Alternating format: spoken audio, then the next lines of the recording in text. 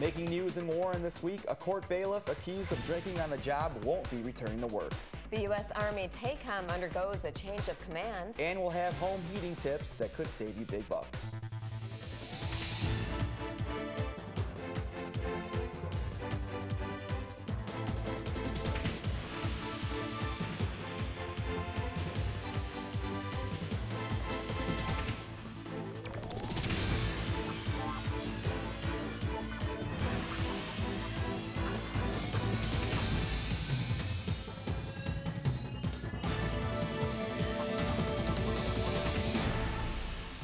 A Warren court officer accused of being drunk on the job won't be returning to work. Hello, everyone. I'm Lori Erla. And I'm Enver Shaplow. According to 37th District Court's chief judge, the accused is retiring. More in this week's top story.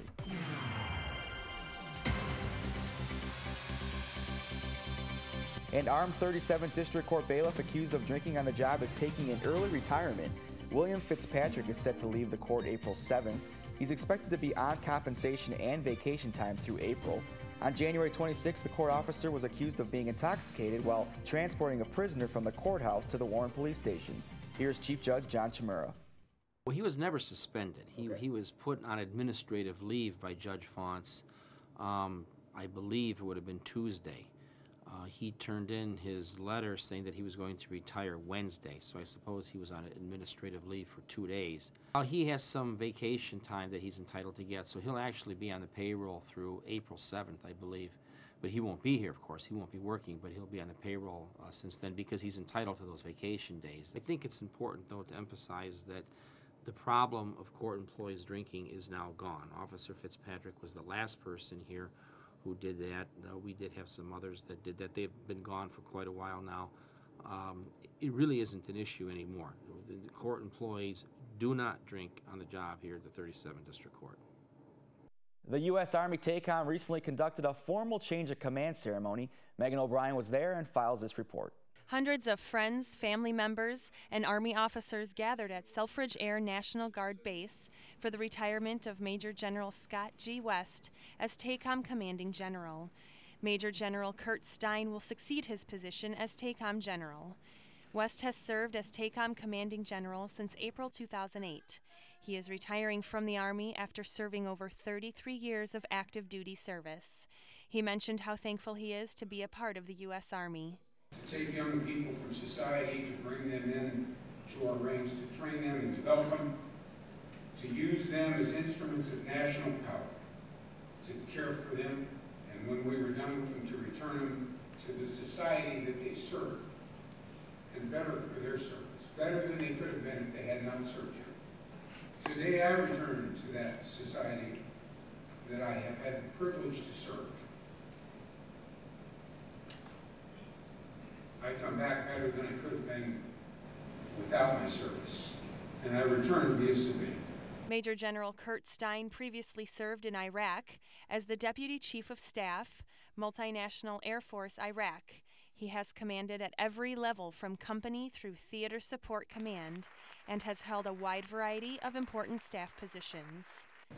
The TACOM Life Cycle Management Command Team. And I want to emphasize the word team, because this is clearly a team effort.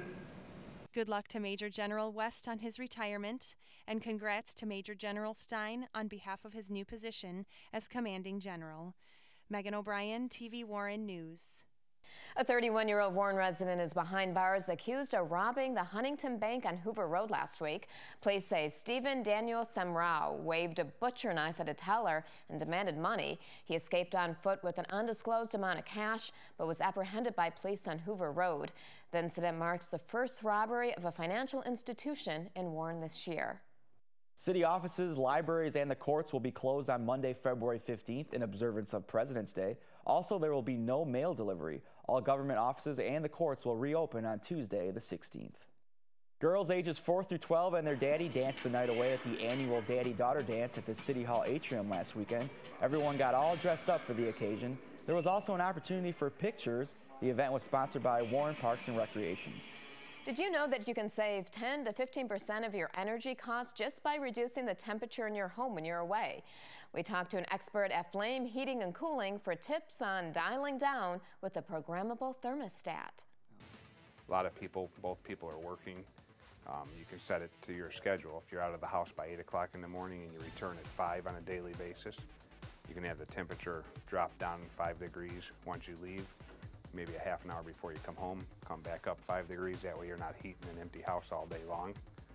You never want to go more than 5 degrees because that's kind of the balance point. That's where if you go more than 5 degrees, it actually costs you more money to heat it back up. So 5 degrees is the maximum you'd want to go. They offer a couple different styles. This one up here is programmable 5 days. One program is for 5 days and you can do your weekend days. This one here, you can do each day of the week differently. So if your work schedule varies, you can do it differently. This one's also a touch screen. Some additional benefits that you can add to higher-end digital thermostats is you can also put outdoor sensors. You can also put humidity control. So you can control your humidity level at the same place you control your temperature. One thing about these, it'll pay for itself in the lifetime. One key thing is every time you change your batteries in your smoke detectors, you want to change your batteries in your digital thermostat. They do contain batteries in here. This one, I'm going to fumble here, just has two AA's in it. You replace them twice a year. And this one also has two AA's in the back plate. That is so you can maintain your program in there. Some great tips. Now, the programmable thermostats will work on basically any forced air or hot water heat system. Prices range from $50 if you're a do-it-yourselfer, all the way up to $500 to have a top-of-the-line model installed. Experts recommend that you do call a heating and cooling expert and have them install it because you can do more harm than good if you cross any wires. Warren residents and employees can enjoy free ice skating and skate rental on February 13th between the hours of 11 and 3 p.m. at the City Square Ice Rink. It's a special Valentine's gift provided by Councilman Mark Liss and his wife, Lucia. Just show your ID and skate for free. Checking traffic, we have that one ongoing project in the works. I know it's been a big headache for Fred Merle, maybe for you too. 14 Mile Road near the Maple Lane Golf Course. This area is closed to through traffic for bridge repairs. The work is going to last until the middle of summer. Now you can take 12 or 13 Mile Road to get around it. The Road Commission isn't encouraging motorists to take 15 Mile because you might encounter some lane closures in that area as well. We're going to take a quick break. When we come back, Fred Merle's in with the community calendar. And Anna Bolus will be in with sports. Hello, I am Warren Mayor Jim Fouts, and I want to encourage you to respond to the U.S. Census questionnaire that you will be receiving in the mail in March. It is vitally important that you respond to the census form because hundreds of thousands of dollars are at stake for our city and federal and state grants based on population. The information you provide is confidential. That means even I can't find out about it. It is for population counts only, so please keep our fine city services intact by returning your completed census questionnaire. Thank you.